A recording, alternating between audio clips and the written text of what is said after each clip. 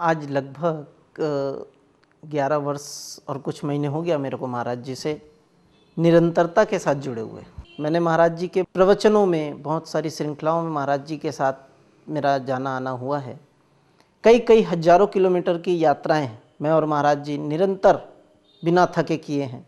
बहुत सारे लोगों को मैंने महाराज जी से मिलते हुए अपनी परेशानी को पूरी तरीके से सामने में रखते हुए ये भी देखा है। एक बात महाराज जी की, जिनको प्यार से मैं बाबा बाबा कहकर कई बार लिपट पड़ता हूँ उनसे, एक ऐसी बात जो महाराज जी को मैं अपने अंदर में समेटा हुआ पाया, वो क्या बात है जानते हैं आप?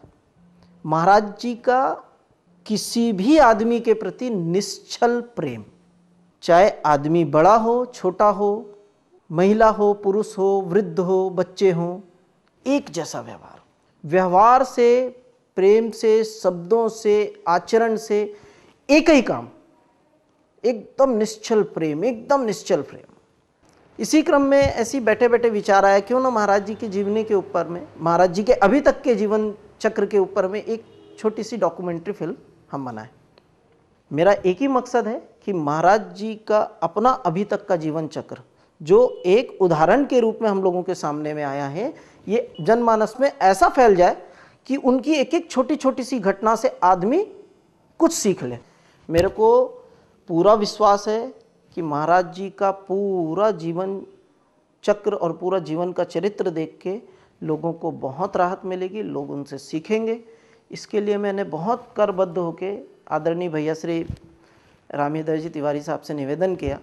बहुत छोटी सी मीठी सी भावना के साथ में मैंने इस फिल्म का निर्माण करने के लिए सोचा है। निश्चित रूप से सभी काम सभी तरीके से पूरे नहीं हो सकते, एक छोटा सा प्रयास है मेरा, ताकि वो लोगों को एक राहत दे सके, अपने मर्म को, अपने मार्मिकता को, अपने प्रेम को महाराज जी ने किस तरीके से लोगों के अंदर में बीज बोया है, उस बीज का क्या रूपांतरण होगा, वो किस तरीके के फल पोषित करेगा, वो तो मैं नहीं जानता।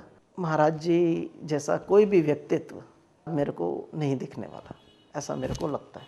एक छोटी सी बात बोल के मैं अपनी बात को विराम देना चाहूँगा कि या खुदा मुझे मुकद्दर का सिकंदर न बना, कि या खुदा मुझे मुकद्दर का सिकंदर न बना, झील को झील रहने दे समंदर न बना। या खुदा मुझे ऐसी खुदाई दे कि सिर्फ मेरे को महाराज जी के अलावा कुछ दिखाई न दे।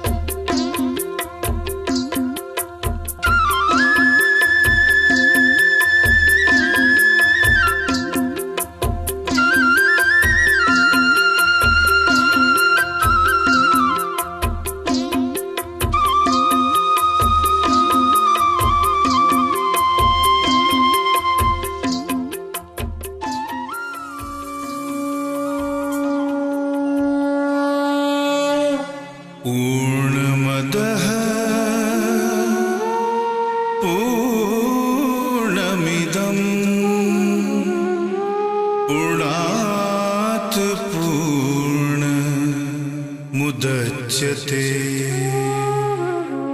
पूर्णस्य पूर्णमादाय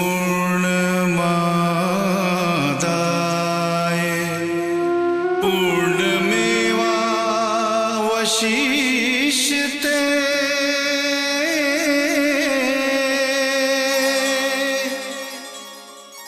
जहां जहां शून्य है आकाश है, सूरज चांद सितारों का। जहां जहां धरती है विश्वास है, फूलों और बहारों का। पर जहां जहां क्षितिज है इतिहास है, मनुष्य के चमत्कारों का। मनीषी मानते आए हैं कि मानव का दानव होना उसकी हार है, मनुष्य का मानव होना उसका संस्कार है, और मानव का महामानव होना उसका चमत्कार है। छत्तीसगढ़ के ऐसे ही बिरले महामानवों में एक ख्यात नाम है राजन, जिन्हें लोग एक दार्शनिक संत के रूप में जानते और मानते हैं, तथा जिन्हें प्यार और आदर के साथ राजन जी, राजन महाराज या केवल महाराज जी के नाम से पुकारते हैं। संबोधन अनेक हैं, पर शख्सियत सबके लिए एक, सबसे अलहदा, सबसे जुदा, सबसे न्यारा, सबसे प्यारा, तरल सा, सरल सा, मृदुल सा एक भाव प्रवाह का नाम है राजन महाराज। वेशभूषा में काव्यात्मक दार्शनिकता की सी भाव भंगिमा, समूचे व्यक्तित्व में ऐसी सम्मोहक आभा कि हर आगंतुक उनसे प्रभावित हुए बिना रह ही नहीं सकता। जो भी देखे, जो भी मिले, उन्हें भूल नहीं सकता।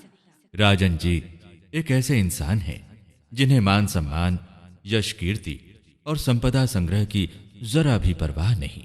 निष्कलुषता और सहजता से जीने वाले, सबके लिए समान रूप से निस्वार्थ प्रेम लुटाने वाले राजन जी से मिलने का मतलब एक आत्मीय आह्लाद से गुजरना है। उदार व्यवहार और मीठी वाणी के धनी राजन जी से मिलकर एक सामान्य आदमी भी अपने भीतर एक बड़प्पन का एहसास लेकर लौटता है। हर मनुष्य के भीतर मनुष्यता की महक पैदा करने में माहिर श्री राजन जी स्वयं सहज श्रद्धा, आस्था और विश्वास के पावन संगम है। किसी भी तरह की कोई घटना, पात्र या परिस्थिति क्यों न हो, सबको सहज भाव से स्वीकार, सबके लिए शुभ और सकारात्मक विचार उनके चिंतन मनन और जीवन का स्वभावगत संस्कार है। उनके तमाम संभाषण, प्रवचन और संवादों का सार होता है परिवर्तन, सुखद और सार्थक परिवर्तन। उनके तमाम क्रियाकलापों का अंतर्निहित लक्ष्य है परिष्कार, मनुष्य के जीवन का परिष्कार। आदमी अपने जीवन के सामान्य धरातल से ऊंचा उठे, मनुष्य का हृदय प्रेम, करुणा और संवेदना से संपूरित हो। यही उनकी जागी आंखों का सपना है। मेरी ज़िंदगी में 2-3 बातें बहुत महत्व की कि एक तो आदमी जहाँ पर खड़ा है वहाँ से उसको विकसित किया जा सकता है, विकास की संभावना है। ये मेरा निष्कर्ष जो पढ़ के, अनुभव करके, प्रयोग करके मैंने सीखा। दूसरा, कितना ही बुरा से बुरा गिरा हुआ आदमी जिसको हम समाज में कहते हैं, वास्तव में मेरी दृष्टि में कोई गिरा हुआ नहीं होता, परिस्थितियाँ जो है उसको एक तिनके की तरह फेंक देती हैं और आदमी जो है परिस्थितियों का गुलाम होता है, या most of the persons, most of the people are like this. तो परिस्थितियों का गुलाम होता है। अगर उनको थोड़ा सहारा दिया जाए तो उनको बेहतर दिशा में आगे बढ़ाया जा सकता है। वे जहाँ भी होते हैं अपनेपन का खुशनुमा माहौल हर पल बना रहता है। एक तो जोक सुना, आप लोग खूब हंसिए। लोग उन्हें छोड़कर जाना नहीं चाहते। जीवन के किसी भी पहलू का बारीक से बारीक विश्लेषण, किसी भी समस्या का सरल और व्यवहारिक समाधान बताने में समर्थ राजन जी के सामान्य वार्तालाप में भी आत्मीयता की भावना हावी रहती है। निराश और दुखी जनों को उनसे मिलती है आशा और आश्वस्ति की ज्योति, आत्मविश्वास का ऐसा आलोक जो उनके जीवन की अंधेरी राहों को रोशन करता है। विशिष्ट होकर भी विशिष्टता के दंभ से सर्वथा दूर राजन जी से मिलने वालों में देशी भी हैं, विदेशी भी। राजन जी एक ऐसे आईना हैं जिनके समक्ष कोई भी हो अपनी अंतर्वृत्तियों का प्रतिबिंब देख सकता है और अपनी सार्थक दिशा का निर्धारण कर सकता है। अपने नाम के अनुरूप प्रेम, प्रज्ञा और प्रकाश के पर्याय बनकर बेशुमार लोगों के जीवन को सार्थक दिशा देने वाले राजन महाराज सबकी आस्था के केंद्र हैं, सबके बीच प्रणम्य शिखर पर विराजमान हैं। सच्चे साधु संतों ने एक स्वर से कहा है, अपेक्षाएं मत पालिए, क्योंकि अपेक्षा करना ही सारे दुखों की जड़ है। इसी तर्ज पर राजन जी भी लोगों से कहते हैं, याचक नहीं दाता बनिए। जो कुछ भी आपके पास है उसे देते रहने की आदत डालिए। सबके लिए शुभ सोचकर सबको सुख देकर ही आप सच्चा सुख, शांति और सम्मान पा सकते हैं। इस आदर्श को अपने आचरणों में अंगीकार करने वाले राजन महाराज ने सिद्ध कर दिखाया कि भौतिक रूप से संसाधनहीनता के बावजूद फकीरी बादशाहत के साथ कैसे जिया जा सकता है। स्वभावतः बचपन से प्रकृति प्रेमी राजन जी को आध्यात्म के साथ साथ साहित्य, कला, संस्कृति और संगीत से गहरा लगाव है। विभिन्न विषयों के अध्ययन और लेखन के अतिरिक्त गायन में भी विशेष अभिरुचि है।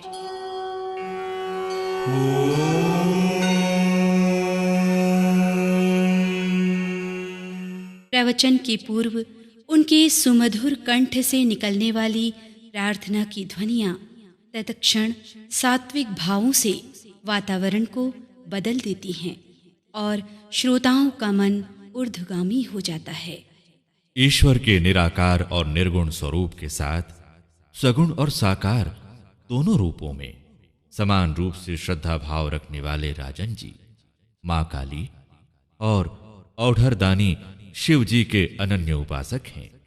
उनकी मान्यता है कि सीमाबद्ध सभी दैवीय आकृतियां असीमित सत्ता के अस्तित्व का बोध कराने में प्रेरक की भूमिका निभाती है। नमामि शमीशान निर्वाण रूपम विभुं व्यापकं ब्रह्म वेद स्वरूपम निजं निर्गुणं निर्विकल्पं निरीहं निराकार मोमकार मूलम तुरीयम।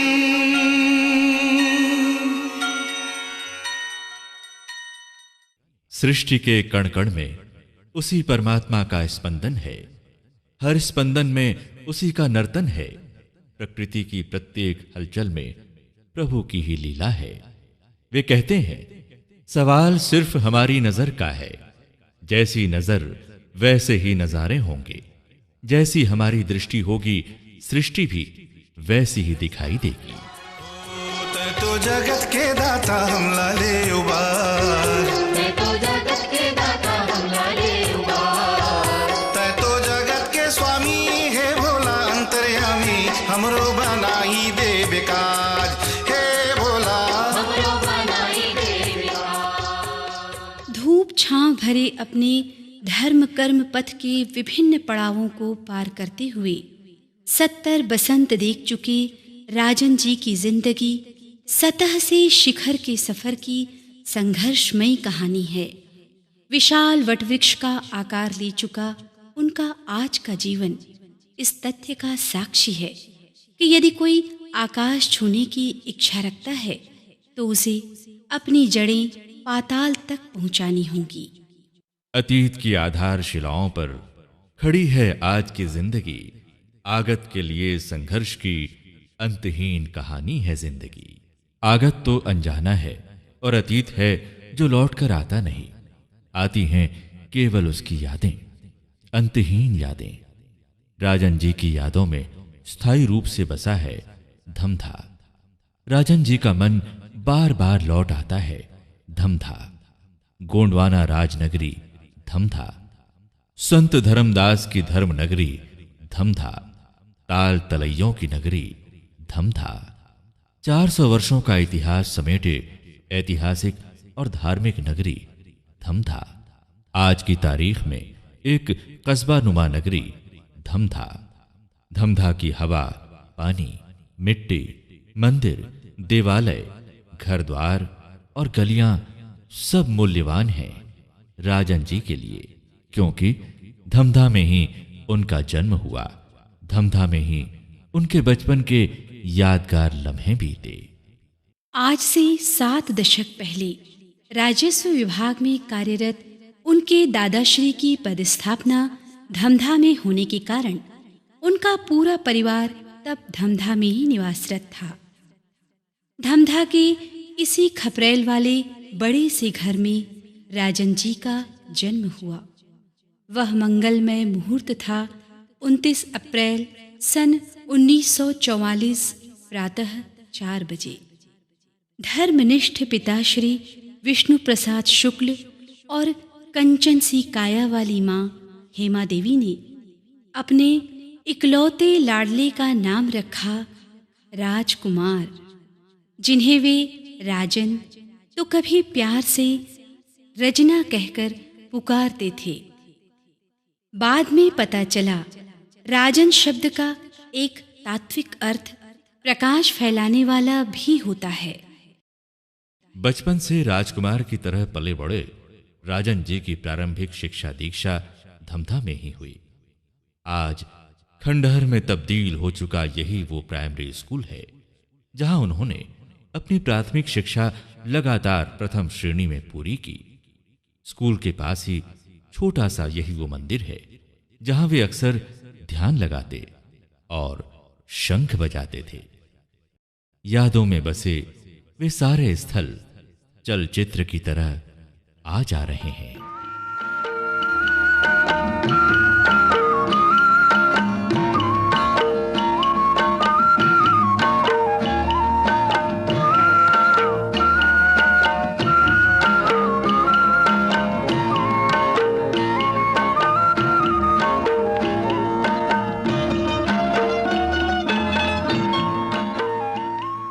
धमधा के इस प्राचीन किले को बचपन से आज तक न जाने कितनी बार वे देख चुके हैं, मगर इस किले और महामाया मंदिर के प्रति एक रहस्यमय आकर्षण राजन जी के मन में आज भी बरकरार है।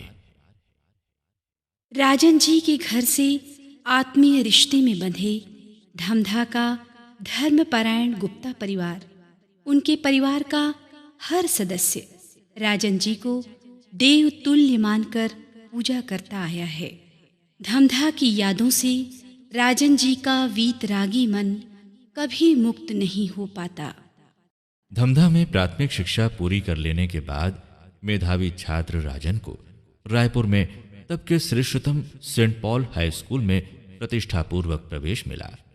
कॉलेज प्रथम वर्ष विश्वविद्यालय परीक्षा में मेरिट सेकंड पोजीशन में उत्तीर्ण होने के कारण आगे की पढ़ाई के लिए उन्हें शासन की ओर से स्कॉलरशिप मिले।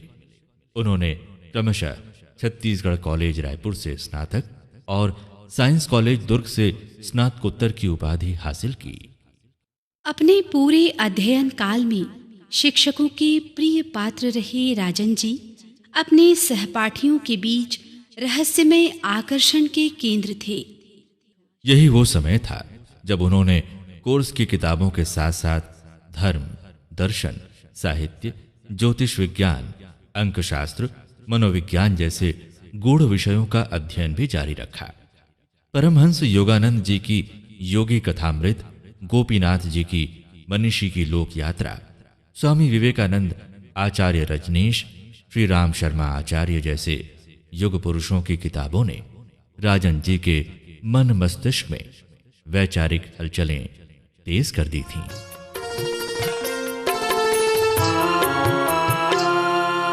वंदना इनकी करें हम,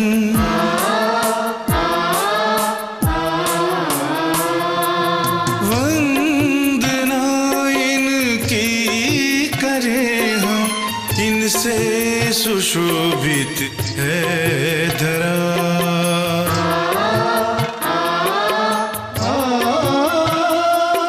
इन्हीं से है मानव का पथ, प्रकाश ज्योति से भरा। इसी दौर के आसपास संयोग से राजन जी की भेंट छत्तीसगढ़ी लोकमंच के विदग्ध कला पुरुष और चंदेनी गोंदा के विख्यात सर्जक दाऊ श्री रामचंद्र देशमुख से हुई। दाऊ जी की पारखी नजरों ने राजन जी की विलक्षणता को तत्काल पहचान लिया। उन्होंने अपने पारिवारिक सदस्य और सांस्कृतिक सलाहकार के रूप में पूरे मान सम्मान के साथ अपने घर पर रखा। इस तरह राजन जी ने अपने 9 कीमती वर्ष दाऊ जी के अंतरंग सानिध्य में बिताए। यही उनकी सतत साधना के चरमोत्कर्ष का काल था। साधना के लिए वांछित हर तरह की सहूलियतें दाऊ जी ने मुहैया कराईं। राजन जी मानते हैं कि दाऊ श्री रामचंद्र बेहद समझदार और संवेदनशील इंसान थे। जीवन के बहुत से बारीक और व्यवहारिक पहलुओं की जानकारी उन्हें दाऊ जी से ही मिली। एक समय ऐसा भी था जब अनवरत ज्ञान की प्यास और सूक्ष्म तत्व की तलाश राजन जी को कहीं भी चैन नहीं लेने दे रही थी। तुमने किया ना याद कभी भूल कर हमें, हमने तुम्हारी याद में सब कुछ भुला दिया।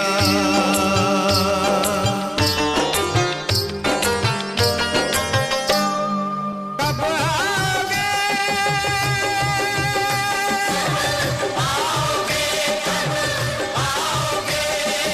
जिस्म से जान जुदा होगी क्या तब आओगे।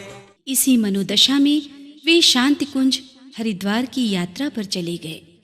वहां युग निर्माण योजना के प्रणेता और विचार क्रांति अभियान के सूत्रधार श्री राम शर्मा आचार्य जी से उनकी भेंट हुई। अपने समय के महान तपोनिष्ठ और युग प्रवर्तक श्री आचार्य जी के पावन सानिध्य ने राजन जी को बहुत राहत दी। उनसे साधना संबंधी बहुत सी गूढ़ बातों की जानकारियां मिली। त्रिकालदर्शी आचार्य जी ने राजन के मन की इच्छाएं जान ली और उन्हें रहस्यमय तरीके से पूरा कर दिया। पूज्य आचार्य जी के साथ बीते दिनों को साधना काल का स्वर्णिम काल मानने वाले राजन जी उन क्षणों को कभी नहीं भूलते जब आचार्य श्री ने अपने कमरे के गवाक्ष से पीत वस्त्रधारी युवा कन्याओं को इंगित करते हुए कहा था, बेटा, यही साक्षात चलती फिरती आदि शक्तियां हैं। इन्हीं दिनों बचपन से मलंग और घुमक्कड़ वृत्ति वाले अद्भुत संत के संपर्क में राजन जी आए और लंबे समय तक उनके सानिध्य में रहे। छत्तीसगढ़ के अलावा बाहर भी बालक भगवान के नाम से विख्यात इस संत को बच्चा बच्चा जानता था। आसमान अपनी छत और धरती का हर कोना अपना घर मानकर मात्र लाल लंगोटी के सहारे जीवन गुजार देने वाले पूज्य बालक भगवान से राजन जी की प्रगाढ़ता इतनी थी कि उन्होंने भगवान के जीवन पर एक किताब लिखी, जिसका विमोचन स्वयं बालक भगवान ने अपनी महासमाधि के ठीक कुछ दिन पहले ही किया था। इतना ही नहीं, राजन जी ने अपनी सक्रिय पहल से बालक भगवान पर केंद्रित एक डॉक्यूमेंट्री फिल्म का निर्माण भी करवाया। बालक भगवान को ब्रह्मलीन हुए आज 3 वर्ष से अधिक हो गए, पर राजन जी उस उद्भट संत के सूक्ष्म सानिध्य और स्नेहिल मार्गदर्शन को आज भी महसूस करते हैं। उनके साथ बिताए दुर्लभ पलों को श्रद्धा के साथ याद करते हैं। आध्यात्मिक शक्ति संपन्न वो बालक भगवान ही थे जिन्होंने राजन जी की पहली विदेश यात्रा पर आश्वस्त किया था और कहा था, महाराज चिंता मत करना, मैं सदा तुम्हारे साथ रहूंगा। राजन जी को अपनी तमाम विदेश यात्राओं में बालक भगवान की आश्वस्ति का आभास पग पग पर होता रहा। साधना की हर प्रक्रिया के प्रति जिज्ञासु राजन जी का मन उन्हें सुप्रसिद्ध क्रिया योगी परमहंस श्री हरिहरानंद जी के संपर्क में ले आया। राजन जी ने उनसे निष्ठापूर्वक क्रिया योग की दीक्षा ली। आश्चर्यजनक संयोग यह है कि जिस दिन उन्हें यह दीक्षा मिली उस दिन कार्तिक मास के शुक्ल पक्ष की 9वीं तिथि थी। यह ठीक वही तिथि थी जब बरसों पहले नदी किनारे काली मां ने उन्हें ध्यानावस्था में दर्शन व निर्देश दिए थे। इस अद्भुत संयोग पर राजन जी आज भी सोचकर चकित और मुग्ध हो जाते हैं। राजन जी बताते हैं कि क्रिया योग के अभ्यास ने उन्हें एक घातक रहस्यमय रोग से मुक्ति दिलाई थी। विश्वव्यापी आर्ट ऑफ लिविंग के प्रणेता और अपनी मधुर मुस्कान से सबको सम्मोहित कर लेने वाले श्री श्री रविशंकर जी के भी स्नेहिल संपर्क में राजन जी आए। अंतर्राष्ट्रीय मुख्यालय बेंगलुरु आश्रम में रहकर उन्होंने श्री श्री के दर्शन, उनकी साधना पद्धति और वहां के अन्य क्रियाकलापों को करीब से जाना, समझा और बेहद प्रभावित हुए। श्री श्री के साथ मोहक मुलाकातों का असर ये हुआ कि उन्होंने बेंगलुरु आश्रम में राजन जी के 7 दिवसीय देवी भागवत प्रवचन का आयोजन करवा दिया। ये असाधारण अवसर पुनीत धरोहर की तरह राजन जी की स्मृति में आज भी सुरक्षित है। हम लोग श्री श्री के आश्रम बेंगलोर गए हुए थे आर्ट ऑफ लिविंग के। उस दिन बहुत बड़ी सभा थी, सारा हाल जो है खचाखच भरा हुआ था। कुछ वहाँ के मंत्रीगण भी आए थे, टेलीविजन वाले शूट करने आए हुए थे श्री श्री की बातों को, सारे कार्यक्रम को। श्री श्री आकर के बैठे और एकदम ध्यानस्थ हो गए। 1.5 घंटे तक लोग चुपचाप बैठे रहे और कुछ लोग अपनी मस्ती में विधुन होकर के गाते रहे। उस दिन उन्होंने एक शब्द का उच्चारण नहीं किया। भाई सारे बाहर से आए हुए मेहमान, टेलीविजन का पूरा कुनबा वहां पर मौजूद था, कुछ भी नहीं बोले, चुप बैठे रहे। एक बेहद आश्चर्य की बात थी कि किसी को उनके ना बोलने से कोई कमी का अनुभव नहीं हुआ कि हम श्री श्री महाराज को सुनने आए थे तो कुछ नहीं बोले, ऐसा किसी को नहीं लगा। बल्कि उनके शब्दों को सुनते तो शायद हमारे भीतर इतनी गहरी संवेदनशीलता जागृत नहीं होती, इतना गहरा असर नहीं पड़ता जितना कि उनके चुप बैठने से हो गया। अमरकंटक के दार्शनिक संत श्री ए नागराज जी से राजन जी की भेंट एक अलग ही तरह की घटना है। सह अस्तित्ववादी मध्यस्थ दर्शन के सूत्रधार और जीवन विद्या के प्रणेता बाबा ए नागराज के सानिध्य में राजन जी को नितांत एक नए दर्शन से परिचित होने का अवसर मिला। जटिल से लगने वाले इस सरल जीवन दर्शन का प्रचलित सूत्र वाक्य है, माने हुए को जान लो और जाने हुए को मान लो। बड़े धैर्य के साथ राजन जी ने बाबा जी के इस नए दर्शन को जाना, समझा और आत्मसात किया। इतना ही नहीं, बाबा ए नागराज जी की प्रकाशित अधिकांश पुस्तकों की भूमिकाएं भी राजन जी ने लिखी। बाबा ए नागराज की प्रेरणा और मार्गदर्शन में स्थापित अभ्युदय संस्थान ग्राम अछोटी एक ऐसा केंद्र है जहां नियमित रूप से जीवन विद्या के शिविर लगते हैं, कक्षाएं चलती हैं तथा अन्य कई क्रियाकलापों को अंजाम दिया जाता है। इसी अभ्युदय संस्थान परिसर में निर्मित सुविधा संपन्न भवन में राजन जी निवास करते हैं। ये सुंदर भवन उनके देशी विदेशी मेहमानों का विश्राम स्थल और प्रेरणा केंद्र है। बाबा नागराज जी के साथ पिछले 30 वर्षों से आत्मीयता के धागे से बंधे राजन जी को उनसे पितातुल्य प्यार और संरक्षण आज भी मिला हुआ है।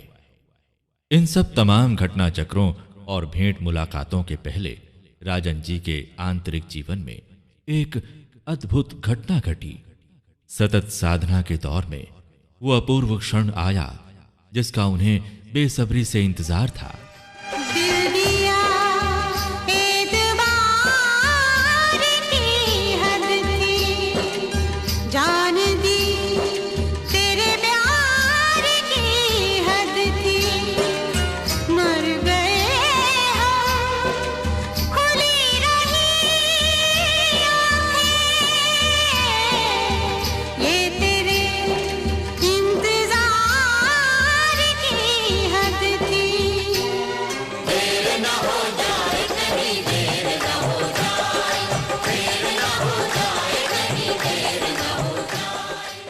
अचानक एक दिन उन्हें अपने भीतर शून्यता की सी अलौकिक अनुभूतियां हुई।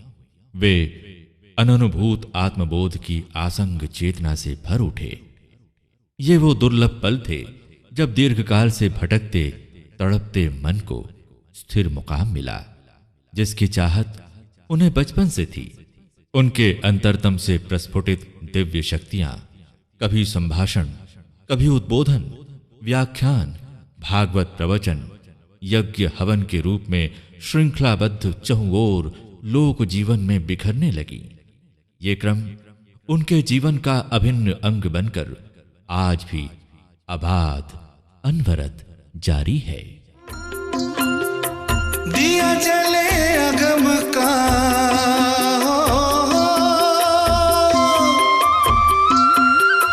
दिया जले अगम का, बाती बिना थे चहुदिसी सूरज उगिया।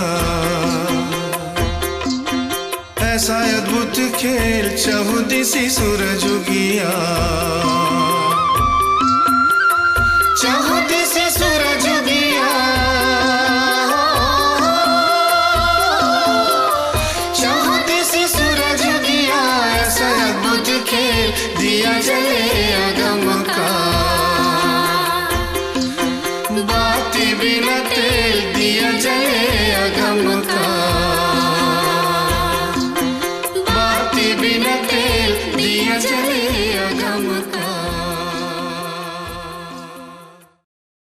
आज राजन जी कभी देवी भागवत तो कभी श्रीमद् महाभागवत के माध्यम से गांव-गांव, शहर-शहर, घरों और परिवारों में, धर्म स्थलों और देवालयों में सन्मार्ग का शीतल प्रकाश फैलाने में लगे हुए हैं।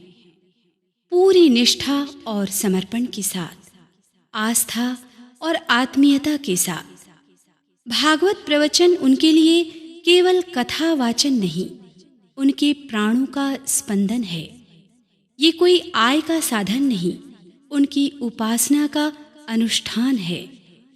राजन जी के लिए भागवत प्रवचन परंपरा का निर्वाह नहीं, उनकी सांसों का आरोह अवरोह है। ईश्वरीय आदेश से मिला एक दायित्व है जिसे वे पूरा कर रहे हैं पूरी तन्मयता के साथ, तल्लीनता के साथ, समर्पण के साथ। वे कहते हैं, भागवतों में वर्णित विवरण कल्पित किस्से कहानियां नहीं हैं। इनकी प्रतीकात्मक कथाओं में जीवन के गूढ़ रहस्य छिपे हुए हैं। इन ग्रंथों में हमारे वेद, उपनिषद, शास्त्र और पुराणों के सार तत्व समाये हुए हैं। भागवत में हर श्रोता अपना चेहरा ढूंढ सकता है, मन की लहरों का दर्शन कर सकता है। हम ये भी समझ पाते हैं कि आदमी का अंतरतम वास्तव में दिव्य है, प्रकाश से परिपूर्ण है। भागवत श्रवण से जीवन की नई अर्थवत्ता प्रकट होती है। अंततः वही अर्थवत्ता मुक्ति की दिशा में ले जाती है, वर्तमान को संवार कर भविष्य का पथ प्रशस्त करती है। यही इस आर्ष ग्रंथ के श्रवण की महत उपलब्धि है। राजन जी के प्रवचनों की अपनी अलग शैली और अपनी अलग तरह की विशिष्टता है। कोई नाटकीयता नहीं, तामझाम और आडंबर नहीं, बल्कि सहजता है, सरलता है, मृदुता है, भावमयता है, आत्मीयता है। एक ऐसा माधुर्य है जो दर्शकों के दिलों को छूता है, उनकी चेतना को चिंतन के लिए प्रेरित करता है। ज्ञान और प्रेम में सने उनके प्रवचनों को सुनना नए अनुभवों से गुजरना है। अक्सर पुरानी पीढ़ी के श्रोता राजन जी के प्रवचनों की तुलना स्वामी मुक्तानंद जी की शैली से करते हैं। राजन जी की रक्तिम हथेली और दमकते भाल पर विदेश प्रवास की इबारतें लिखी थीं। अंक ज्योतिष विज्ञान ने उन्हें पहले ही बता दिया था, पर राजन जी ने इस रहस्य को छिपाए रखा। समयानुकूल योग संयोग के धागे से बंधे राजन जी विदेशों की ओर खींचते चले गए। उन्होंने क्रमशः France, England, Spain, Singapore, Jordan, Syria, Dubai जैसे देशों की यात्राएं की। कुछ देशों में लोगों को संबोधित किया, आध्यात्मिक विचारधाराओं के बीज बोए। वहां उनके कई मित्र और सहयोगी बने, जो अक्सर भारत आकर राजन जी के सानिध्य और सत्संग का लाभ उठाते हैं। महाराज जी के अंदर एक और बहुत बड़ी क्वालिटी है, वो ये है कि वो आपके परिवार से जब जुड़ते हैं तो एक परिवार में ना केवल दार्शनिक बल्कि एक बड़े भाई, एक पिता के रूप में आपको एक संबंध जो अनकंडीशनल लव है वो आपको उनके साथ मिलता है।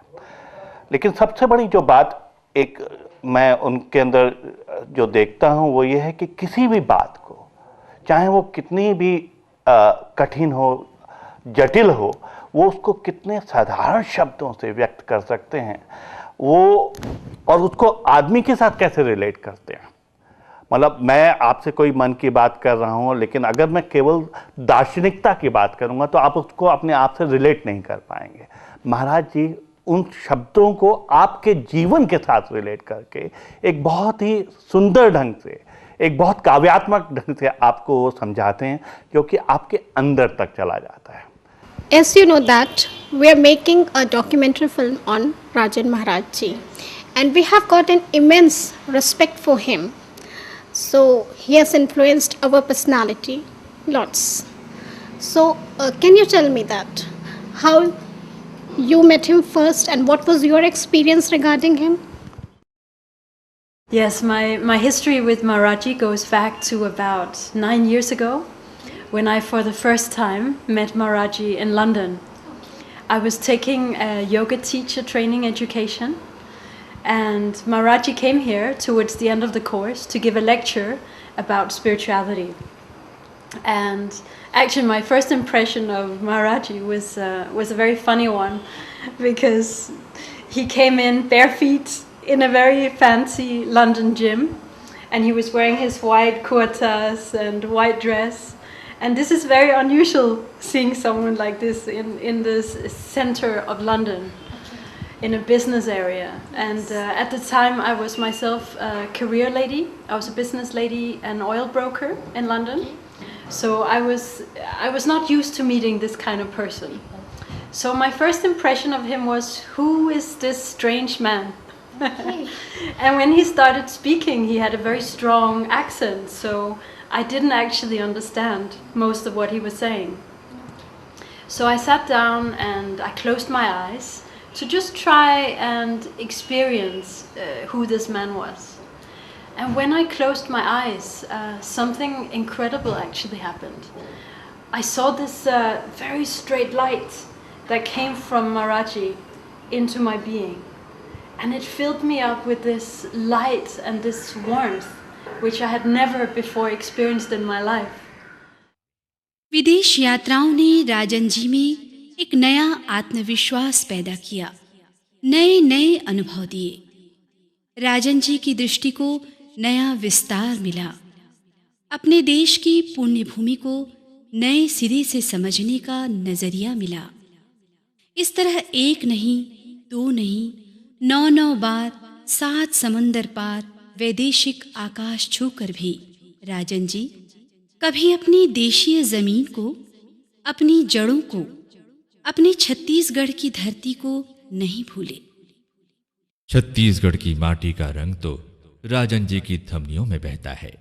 आखिर छत्तीसगढ़ की धरती ही उनकी जन्मभूमि और मूल कर्मभूमि है।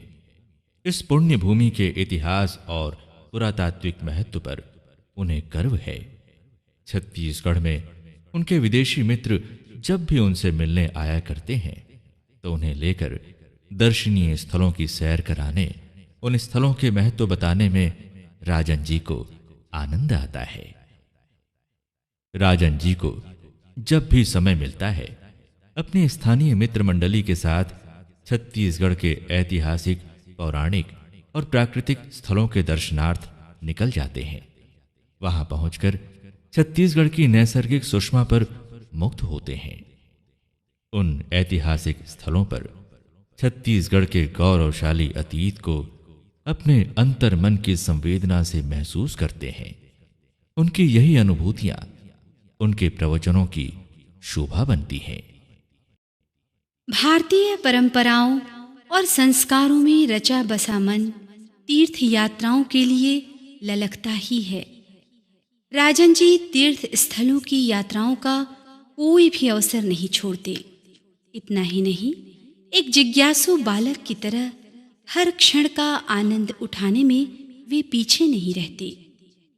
इस तरह छत्तीसगढ़ के अलावा देश के अन्य कई तीर्थ स्थलों की, दर्शनीय स्थलों की यात्राएं उन्होंने कई कई बार की और धन्यता का, प्रसन्नता का अनुभव किया है।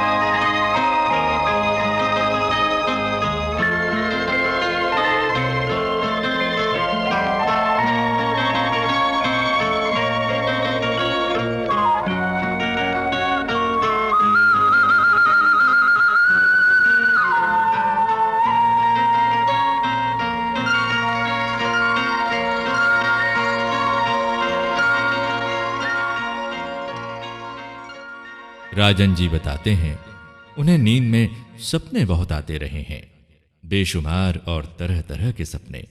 उनमें अधिकांश सपने समय समय पर आश्चर्यजनक रूप से साकार होते गए। उन्हीं में से एक विदेश प्रवास का सपना भी था, जो अंततः सच साबित हुआ। मगर एक सपना ऐसा भी था जो अक्सर लगभग हर पखवाड़े आया करता था। वो था राजस्थान के भरतपुर का राजमहल। उन्होंने देखा वहां वे राज परिवार के सदस्य हैं। जब भृगु संहिता के जानकारों से इस सपने की पड़ताल कराई गई तो उन्होंने तस्दीक की कि उनका पूर्व जन्म भरतपुर के राजघराने में हुआ था। काफी सालों की प्रतीक्षा के बाद जब वे पहली बार भरतपुर गए और राजमहल देखा तो आश्चर्य से भर उठे। उस राजमहल का कोना कोना हूबहू वैसा ही था जैसा वे सपने में देखा करते थे। राजमहल पहुंचकर उन्हें अपने पुराने निवास में वापसी का रोमांचक एहसास हुआ। राजन जी के जीवन का ये भौंचक कर देने वाला अनुभव था, ऐसे अद्भुत सत्य का उद्घाटन जिसे वे कभी भूल नहीं पाते। सुना लाग्यो परदेस रे, कैसे भेजू संदेश। सैया है मेरो राणा, चले है पार देश, सूरत पिया निहारो, जियारा भारी होवे, ससुराल गए न फूल। होय होय होय होय होय होय। काहिन के मैं पतिया बनाऊं रे, काहिन के मैं लिखूं मन के भेद। छोड़ा बाबुल का अंगना भावे, महल पिया का हो। सूर्य तारे पहिरे, खाए के बीड़ा पान, सारे राणा से अलग है, सैया जी की शान, ससुराल गए न फूल।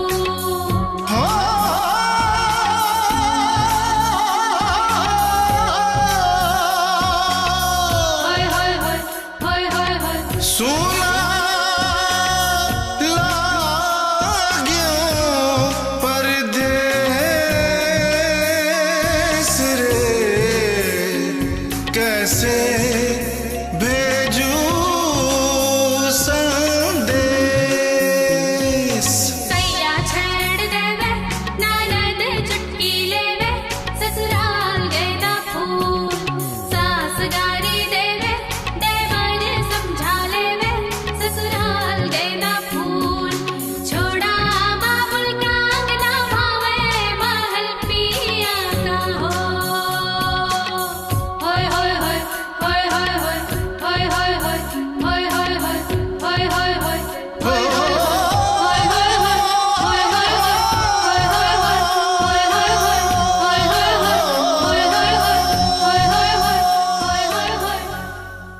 पूर्व जन्म और वर्तमान जीवन के बीच संस्कारों के मानसिक संघर्ष का सिलसिला जारी है। इस सिलसिले ने राजन जी में एक नई समझ को जन्म दिया। मानस की एक चौपाई उन्हें याद आती है। शिवजी माता पार्वती से कहते हैं, उमा कहूँ मैं अनुभव अपना, सत हरि भजन जगत सब सपना। राजन जी अपने प्रवचनों में कहते हैं, ये जगत सचमुच एक सपना ही है जिसे हम अपनी अज्ञान निद्रा में जागी आंखों से देखते रहने के आदी हो चुके हैं। इस अज्ञान निद्रा से जागना हमारे जीवन का लक्ष्य है। अब हम चलते हैं मोहदी से लगे गांव नारधा का सुप्रसिद्ध रुखड़नाथ मठ। 400 साल पुराना यह ऐतिहासिक मठ राजन जी के परिवार का आराध्य स्थल और स्वयं राजन जी के लिए प्रारंभ से ही प्राण स्थल रहा है। यही वो पुण्य स्थल है जहां पुत्र पाने की उनकी मां की मनौती पूरी हुई थी। जो होनहार बेटा पैदा हुआ वो कोई और नहीं, स्वयं राजन जी हैं। यही वो शक्ति स्थल है जहां राजन जी को दिशा निर्देश के साथ साथ आगामी कार्य योजनाओं की अंतर्प्रेरणा मिलती है। वर्षों पूर्व यहीं से उन्हें भागवत प्रवचन का आदेश मिला था। यही है वो पुनीत स्थल जहां उन्हें अतीव शांति, आनंद, आश्वस्ति और कठिन से कठिन समस्या का समाधान मिलता है। यही वो स्थल है जहां नारधावासी स्वर्गीय श्री रामकृष्ण चौबे जैसे संकल्पवान साधक और प्यारे इंसान से भेंट हुई थी, जिन्होंने विश्वास पूर्वक कहा था, बाबा रुखड़नाथ जी की सूक्ष्म उपस्थिति और प्रभाव को यहां आज भी महसूसा जा सकता है। इस आश्चर्यजनक सच्चाई का गवाह सारा गांव है कि पिछले 400 सालों में आज तक किसी विषैले सर्प ने किसी को कभी काटा नहीं है। स्वयं बाबा जी के द्वारा गाय के गोबर से निर्मित हनुमान जी की यह मूर्ति फलदायिनी मानी जाती है। लोगों की अनुभवजन्य मान्यता है, इस मूर्ति के आगे की गई कातर मगर सच्ची प्रार्थना कभी अनसुनी नहीं रहती।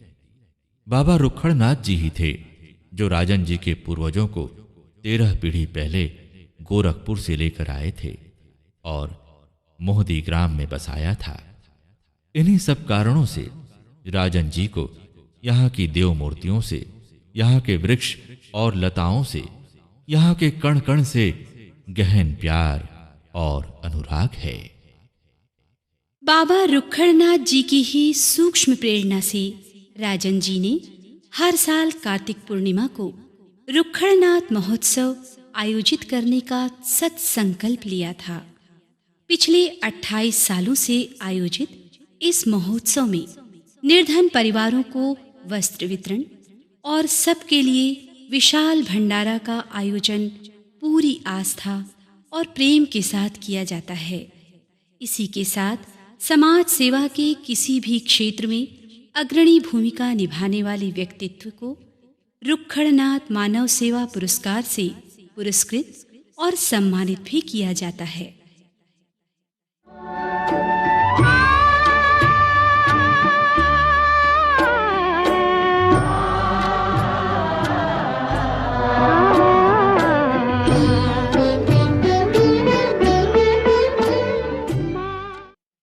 नारधा से लगा हुआ मोहती राजन जी का पैतृक ग्राम है। यहां उनके पूर्वज पीढ़ियों से रहते आए हैं। माता पिता के अनंत लीन हो जाने के बाद यहां स्थायी रूप से रहने वाला कोई नहीं है।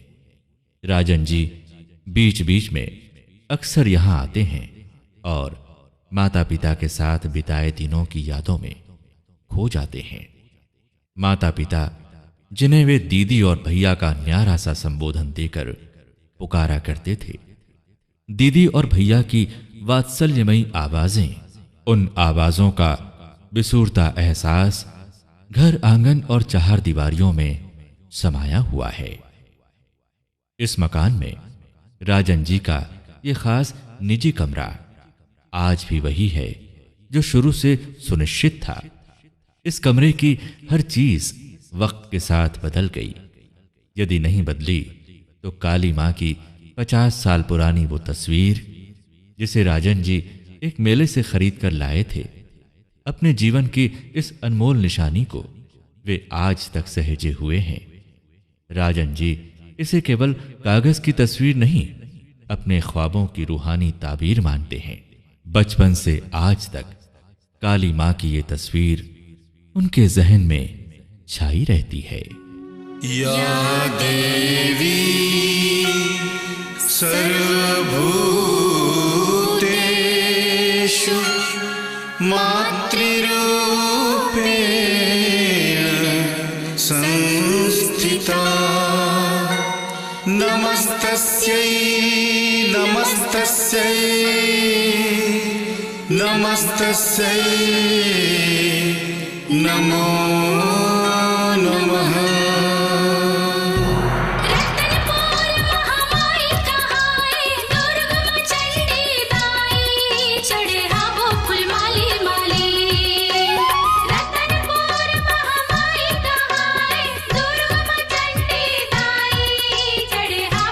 माली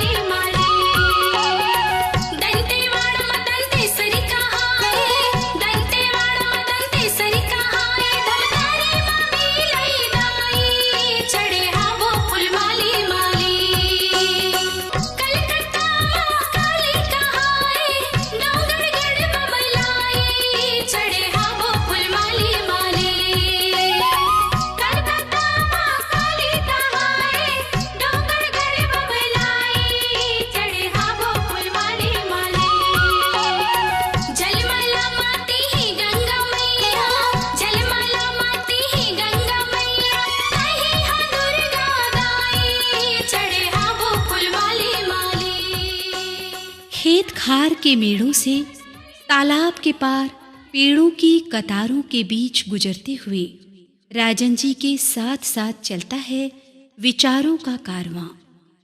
मोहंदी के बाहरी छोर पर स्थापित हैं उनकी आराध्या माँ काली और माँ दुर्गा की दिव्य प्रतिमाएं। यहाँ बैठना उन्हें सुकून देता है। मंदिर से लगे विशाल वृक्ष के चबूतरे पर फुर्सत के क्षणों में प्रियजनों के बीच बैठकर बतियाना और ठहाके लगाना भी राजन जी का एक प्यारा शगल है। मोहंदी से लगभग 20 किलोमीटर दूर नंदिनी नगर स्थित गायत्री शक्तिपीठ से संलग्न इस आवास में राजन जी का परिवार निवास करता है। तारीख 31 दिसंबर 2012। नंदिनी निवास में राजन जी की बड़ी बिटिया कल्याणी का जन्मोत्सव मनाया जा रहा है।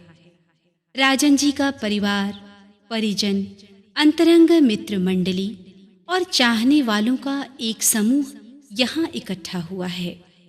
यज्ञ, हवन, पूजन और जन्मोत्सव की पूरी प्रक्रिया पूरी कर लेने के बाद सामूहिक भोज का आयोजन हुआ। उसके पश्चात सबने क्रमवार समूह में फोटो खिंचवाए। अपने स्वभावानुकूल राजन जी तटस्थ प्रसन्नता के साथ सारी गतिविधियों में हिस्सा लेते रहे। पूरे माहौल का अपने ढंग से आनंद उठाते रहे। अनमोल जीवन का हर पल अनमोल है, इस भाव भंगिमा के साथ।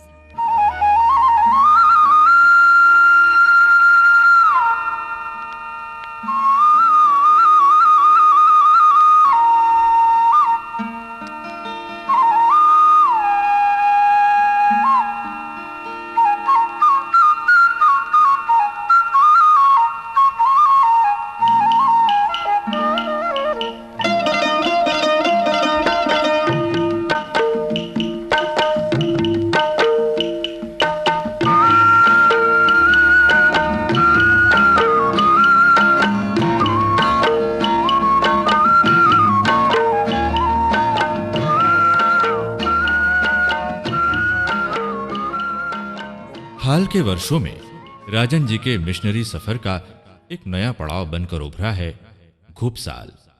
डोंगर गांव से 15 किलोमीटर की दूरी पर स्थित वनांचल का एक छोटा सा प्यारा सा गांव है घुपसाल। चारों ओर मनोरम पहाड़ियों और वनों से घिरे इस गांव में राजन जी का एक नया स्वप्न केंद्र आकार ले रहा है। जन जागृति संस्थान के रूप में विकसित हो रहा ये केंद्र अभी नितांत प्रारंभिक अवस्था में है। राजन जी के आत्मीय श्री मंगलदास जी मंगलम प्राणपण से इस कार्य को विस्तार देने में जुटे हैं। राजन जी पिछले कुछ सालों से घुपसाल की अक्सर यात्राएं करते हैं। वहां सत्संग समागम और चर्चा शिविरों में घुपसाल केंद्र की भावी योजनाओं के बारे में ग्रामवासियों को विस्तार से बताया जाता है। इस क्षेत्र में नायक परिवार, श्री रंजन साहू परिवार, श्री रामसर जैसे कई धर्म प्रेमी परिवार हैं जो राजन जी के साथ आत्मीयता और प्रेम के अटूट धागे से बंधे हैं। श्रद्धालु ग्रामीण जन तो उन्हें देवता की तरह ही पूजते हैं। श्रद्धा की सुगंध से ओत-प्रोत गांव के एक टीले में मंदिर, देवालय और उनके भीतर स्थापित देवी देवताओं की अति सुंदर मूर्तियां हर दर्शनार्थी का मन मोह लेती हैं। इस टीले के ठीक नीचे ही राजन जी का वो ड्रीम प्रोजेक्ट है जो विस्तार की राह पर है। दिनांक 3 जुलाई 2012, दिन मंगलवार। आज गुरु पूर्णिमा है। इस साल गुरु पूर्णिमा का पवित्र पर्व दुर्ग निवासी श्री अशोक तिवारी के निवास पर मनाया जा रहा है।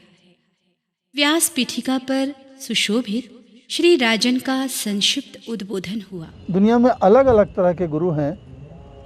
सभी रास्तों में जाने की ज़रूरत भी नहीं है और सभी गुरुओं की भी ज़रूरत नहीं है। आपको क्या चाहिए, आपकी क्या ज़रूरत है, आपके संस्कार, आपकी पसंदगी, आप किस वातावरण से निकल के आए हैं।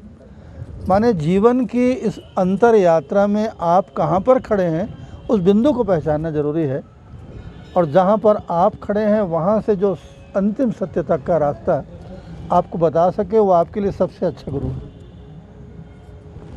तो इसमें दो तरह की परंपराएं हुई, परमात्मा से दैवी शक्ति से जोड़ने के लिए, क्योंकि निराकार परमात्मा की कल्पना या अवधारणा हम में से हजारों लोग नहीं कर पाते।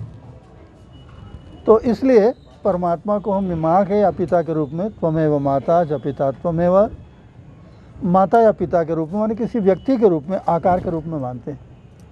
उसी को काली, दुर्गा, सरस्वती, लक्ष्मी, गायत्री माता अगर माँ के रूप में मानेंगे तो विष्णु भगवान, शंकर भगवान, हनुमान जी, या किसी गुरु के रूप में कुछ लोग गुरु को ही भगवान मानते हैं।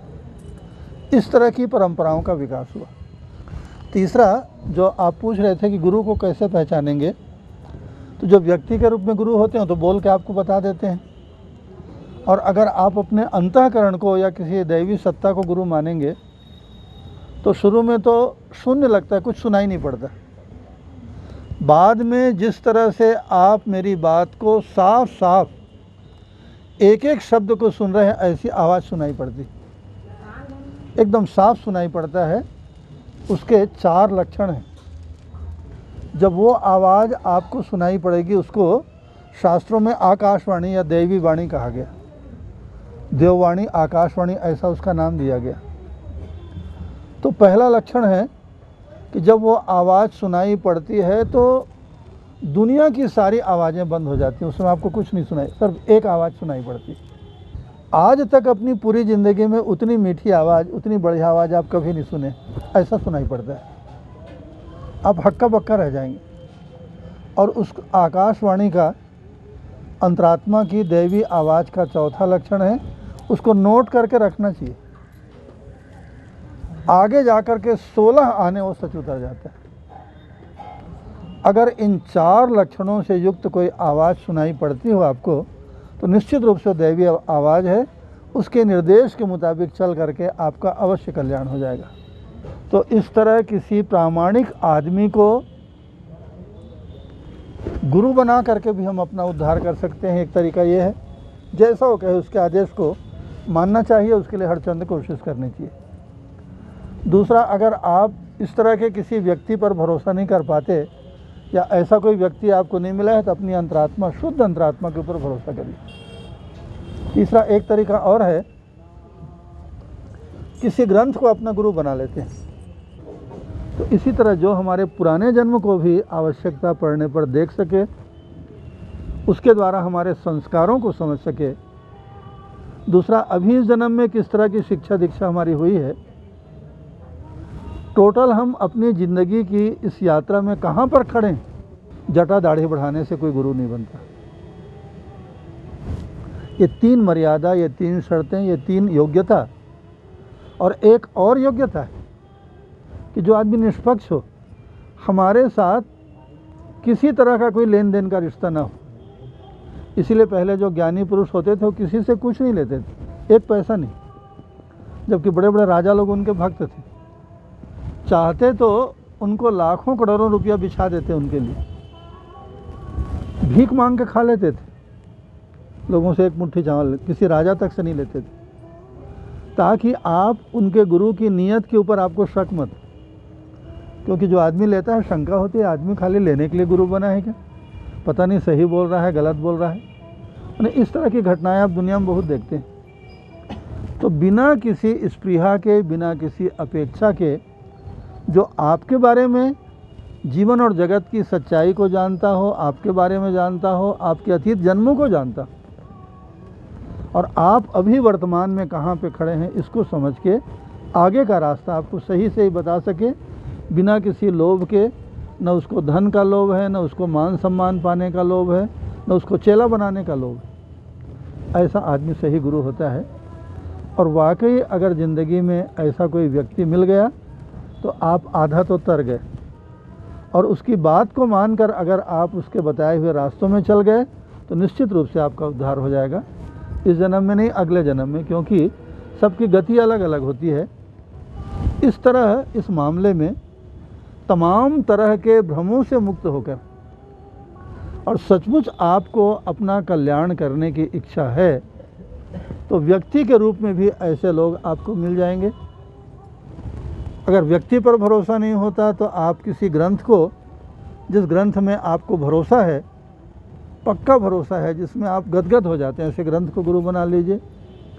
या ऐसा दोनों नहीं कर सकते, आप अपनी अंतरात्मा को शुद्ध करिए और आप अपने अंदर के निर्देश के मुताबिक चलिए, तब भी मनुष्य का उद्धार होता है।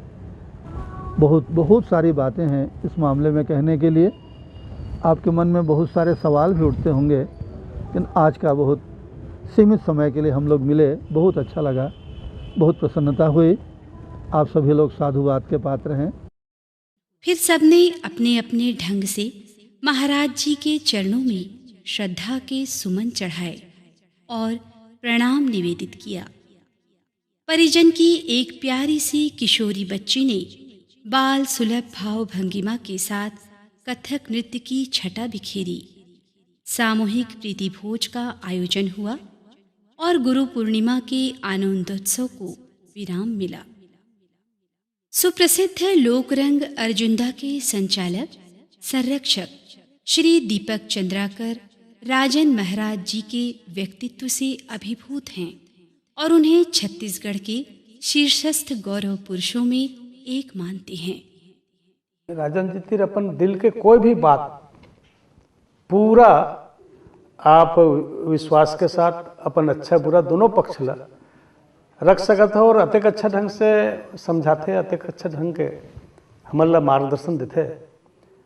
तब से मुझे लगिस कि हमारे छत्तीसगढ़ में हमारे बीच में ऐसे संत है जेकर द्वारा हम एक अच्छा रास्ता, जेकर बताए द्वारा अच्छा रास्ता चुन सकत हन। राजन जी के गृहगांव मोहदी में ही उन्हें सम्मानित करने के लिए श्री दीपक ने वहां लोकरंग का निःशुल्क प्रदर्शन रखा और पूरी हार्दिकता के साथ अपने लोकरंग के सांस्कृतिक मंच पर राजन जी को सम्मानित किया। पगड़ी, शॉल, श्रीफल, स्मृति चिन्ह और पुष्पमालाओं के साथ सारे कलाकारों ने अपनी सारी श्रद्धा देवतुल्य राजन जी के चरणों में उड़ेल दी। एक बूंद मिल जाए गरल का उस प्याला से जिसे पानकर मीरा ने वह शक्ति पाई थी। एकमात्र कण मिले सुदामा के तंदुल का जिसे ग्रहण कर कृष्ण ने प्रतिप्त पाई थी। मिले हमें वह बोध वृक्ष की शीतल छाया जहां ज्ञान पा गौतम ने दुनिया ठुकराई थी। वह एक भाव विभल कर देने वाला क्षण था जब निनादित स्वर में अभिनंदन पत्र का वाचन हुआ। उसका अंतिम अंश है: मानव रत्न राजन जी, विभलता के इन दुर्लभ क्षणों में बहुत आदर, प्यार और मनुहार के साथ मानव रत्न अलंकरण आपके श्री चरणों में अर्पित समर्पित करते हुए लोक रंग से जुड़े हम सब आज धन्यता का अनुभव कर रहे हैं। मंच पर स्वयं राजन जी ने मुक्त कंठ से लोक रंग के प्रवीण कलाकारों के साथ दीपक चंद्राकर की प्रशंसा की और उनके प्रति हार्दिक आभार प्रकट किया। मंच पर विराजे हुए भाई दीपक चंद्राकर जी, मेरे गांव के प्यारे लोगों, भाइयों बहनों और मेरे गुरुजनों, आज बहुत बड़े सौभाग्य का दिन है। मेरी जिंदगी के लिए नहीं, आप लोग जो सारे भारत में अपना कला के क्षेत्र में दबदबा रखते हैं, आप लोगों ने इस छोटे से गांव को इतना महत्व दिया। इस गांव की मिट्टी को, इस गांव की संस्कृति को, जिस पानी से पलकर हम लोग बड़े हुए आज यहाँ तक पहुँचे, इसमें इस गांव की मिट्टी, इस गांव का श्रम, इस गांव की महिमा का ही अर्थ है। यह गांव को मिलने वाला सम्मान है।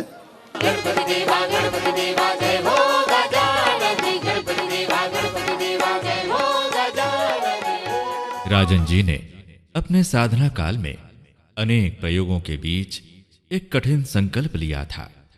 अर्थोपार्जन की नियत से कोई भी उद्यम न करने का संकल्प। इस संकल्प को वे निष्ठापूर्वक निभाते चले आए हैं और ईश्वर ने अपने भक्त की संकल्प रक्षा का भार सदा वहन किया है। यहां तक कि राजन जी के बच्चों के विवाह उनके स्नेहियों ने सहजता से संपन्न करवाए। उनके कई कई बार विदेश यात्राओं का व्यय भार भी उनके उदार मित्रों ने सहर्ष उठाया। स्वयं राजन जी ने तो एक साइकिल भी खरीदने की जहमत जिंदगी में नहीं उठाई, मगर उनकी अनवरत यात्राओं के लिए साधन सुविधाएं सदा उनके द्वार पर उपलब्ध रहीं। ये सब उसी आस्था, विश्वास और समर्पण की अपरिहार्य परिणतियां हैं, जिसे गीता में स्वयं भगवान श्री कृष्ण ने कहा है, जो अनन्य प्रेमी भक्तजन मुझ परमेश्वर को निरंतर चिंतन करते हुए निष्काम भाव से भजते हैं, उन पुरुषों का योगक्षेम मैं स्वयं सुलभ कर देता हूं। राजन जी का समूचा जीवन इस श्लोक की सत्यता का साक्षी है। जिसकी जीवन नैया का खेवनहार खुद ईश्वर है, उसे भला पतवार की क्या दरकार।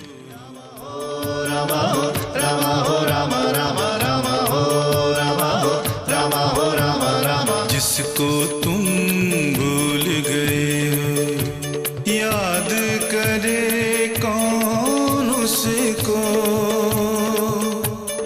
जिसको तुम याद हो वो और किसे याद करे, और किसे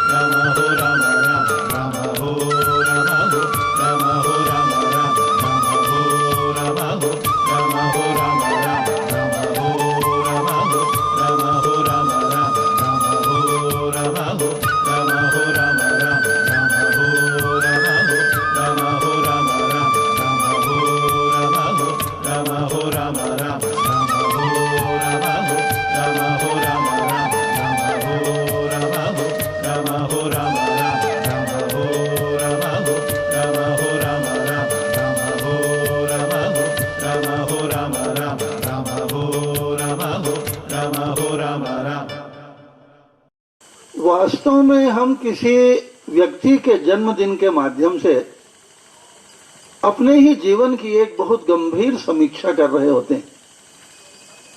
जिंदगी के इतने साल गुजर गए, जिंदगी के 70 बरस कम नहीं होते। आज के कलयुग में 70 बरस माने एक पूरी उम्र की लंबाई होती है। इतने सालों में हमने क्या किया? जैसे आप लोग मेरे गुरु हैं, आप लोगों से मैंने बहुत कुछ सीखा है। आपको पता हो ना हो इससे क्या फर्क पड़ता है? द्रोणाचार्य को पता नहीं था कि उनका कोई एकलव्य नाम का चेला भी है, लेकिन वो तो अर्जुन से भी आगे बढ़ गया था। एकलव्य जिसको द्रोणाचार्य ने सिखाया, उससे भी ज्यादा अकल, उससे भी ज्यादा बाण चलाने का हस्त लाघव एकलव्य के पास था। तो आपने मुझको अपनी जिंदगी के इन अनुभवों से क्या सिखाया वो आपको पता है कि नहीं है, इसको मैं नहीं जानता। दैट इज योर रिस्पॉन्सिबिलिटी, आपकी जिम्मेदारी है। लेकिन आपसे मैंने बहुत कुछ सीखा, ये मैं जानता हूं। आपकी गलतियों से भी, आपकी तकलीफों से भी, आपके प्यार से, आपके उत्साह से। और भी गहरी बात है कि कि बहुत सारी बातें हैं जिसको आप कहना चाहते हैं, लेकिन जिसके लिए आपके पास बहुत सुंदर शब्द नहीं है। या हमारे देश में बहुत सारे सामाजिक संकोच हैं जिसकी वजह से आदमी बहुत सारी चीजों को कहना चाह के भी कह नहीं पाता, लेकिन वो बातें भी ईश्वर की दया से मुझको समझ में आती। मैं तो एकदम छोटे बच्चों की तरह था, आज भी हूं। आपके प्रेम की, स्नेह की, आपके प्रोत्साहन की कीमत को कहने के लिए बहुत कुछ है, लेकिन फिर कभी अवसर आएगा, फिर हम लोग बैठेंगे। रामचरितमानस की प्रसिद्ध चौपाई है, सुनहु भरत भावी प्रबल, बिलख कहे हु मुनिनाथ, हानि लाभ जीवन मरण, यश अपयश विधि हाथ। संसार में जीवन और मरण विधाता द्वारा निर्धारित विधान है, जिनके आगे मनुष्य सदा से नतमस्तक होता आया है। कुछ अरसा पहले रायपुर निवासी धीरेन शाह जी के असमय और रहस्यमय देहावसान का दर्द अभी बरकरार ही था कि एक दूसरा वज्रपात हो गया। दुर्गवासी श्री विनय संचेती के आकस्मिक निधन ने संयमशील राजन जी के कोमल हृदय को पुनः द्रवित कर दिया। धीरेन शाह और विनय संचेती दोनों बेहद उदार, समझदार और दिलेर इंसान थे। दोनों के साथ राजन जी के प्रगाढ़ आत्मीय संबंध थे। आज वे दोनों इस दुनिया में नहीं हैं, मगर जिस हार्दिकता के साथ वे परमार्थ कार्यों में सहयोग देते रहे, वो अपने आप में एक मिसाल है।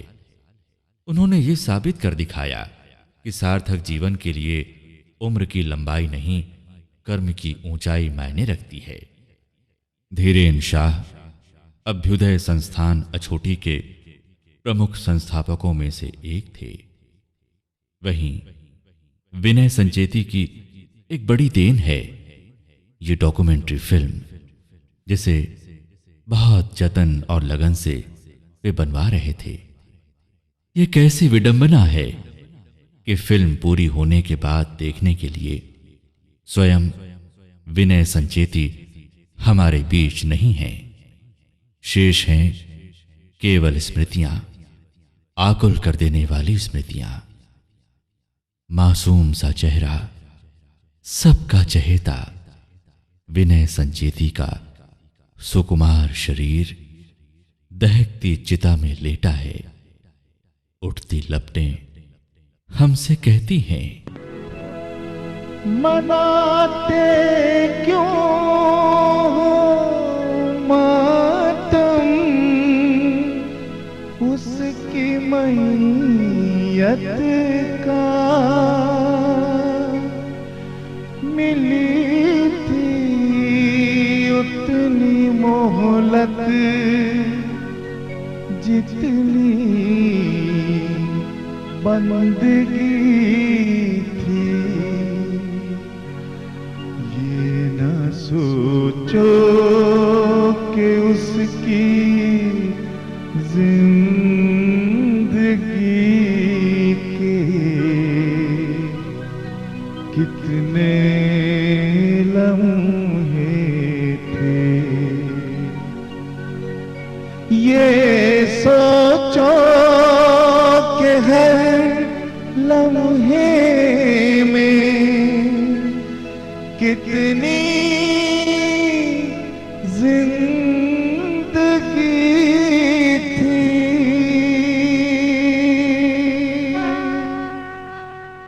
प्यारे विनय, आंखों से भले ओझल हुए हो, पर हमारे दिलों में सदा समाये रहोगे। हम तुम्हें कभी भूल नहीं पाएंगे।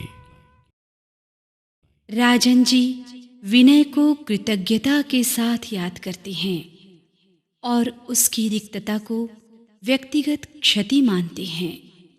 वे कहते हैं, धीरेन शाह और विनय संचेती जैसे लोग किसी कीमत से नहीं, किस्मत से मिलते हैं, संयोग से नहीं, सौभाग्य से मिलते हैं।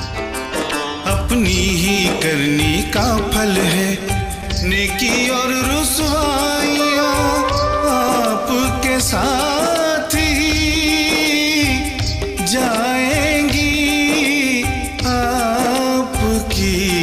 परछाइयाँ। अविराम, अनथक, संघर्षमय राजन जी की जिंदगी उन्हें उम्र के उत्तरार्ध में ले आई है। अक्सर अपने जीवन के अतीत का सिंहावलोकन करते रहते हैं। इस मुकाम पर कभी कभी उन्हें कागज के फूल का वो गीत याद आ जाता है। बिछड़े सभी बारी बारी, उनका मन गहरे चिंतन में डूब जाता है। इन दिनों उनमें शनैः शनैः आती जा रही तटस्थता और सूक्ष्म विरक्ति की भावना को हम महसूस कर सकते हैं। अक्सर उनका मन एक खास गजल पर रमता है जिसे वे बार बार तल्लीनता के साथ सुनना पसंद करते हैं। मुझे मत रोको, मुझे यार के घर जाने दो। मुझे मत रोको, मुझे यार के घर जाने दो। मैं हूँ परवाना, मुझे शम्मा पे मिट जाने दो। मुझे मत रोको, मुझे यार के घर जाने दो।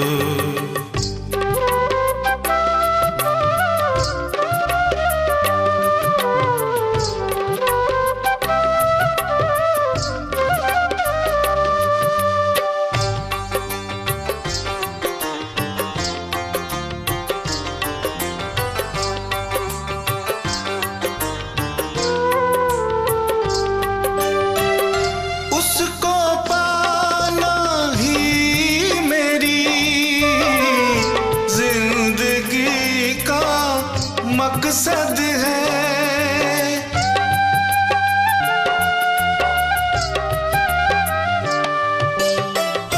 उसको पाना ही मेरी जिंदगी का मकसद है। अगर वो मिलता है मुझे, मर के अमर हो जाने दो। मुझे मत रोको, मुझे यार के घर जाने दो।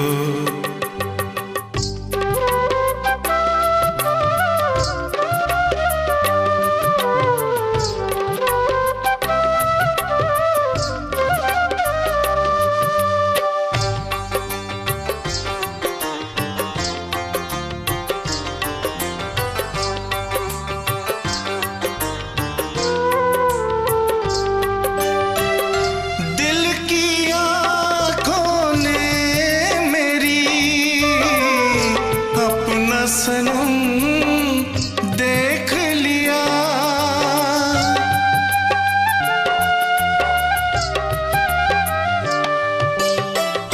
दिल की आँखों ने मेरी अपना सनम देख लिया। अब इसी दर पे मेरे दम को निकल जाने दो। मुझे मत रोको, मुझे यार के घर जाने दो। मुझे मत रोको, मुझे यार के घर जाने दो।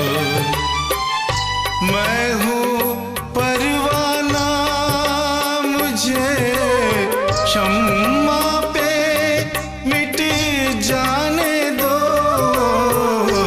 मुझे मत रोको, मुझे यार के घर जाने दो।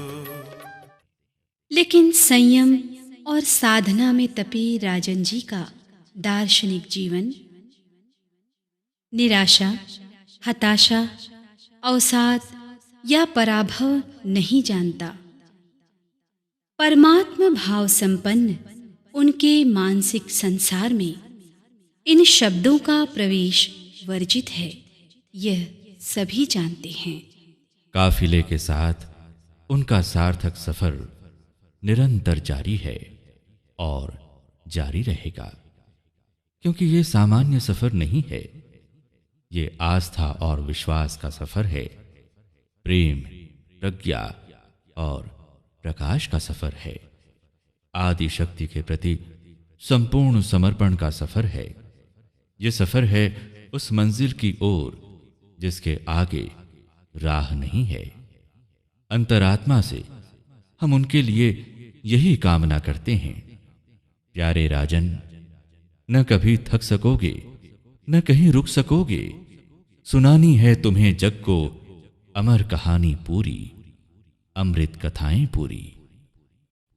फूल मालाओं के बीच दमकता हुआ चेहरा, प्रेम और करुणा के भावों से पिघलता हुआ चेहरा। सत्य सदा निशब्द होता है।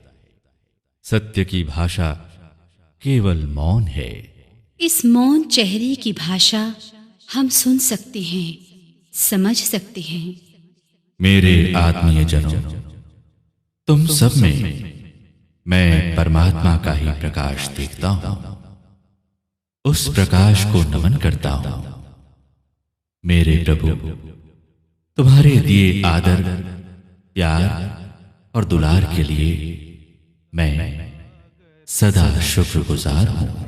तू प्यार का सागर है, तेरी एक बूंद के प्यासे हम, तेरी एक बूंद के प्यासे हम।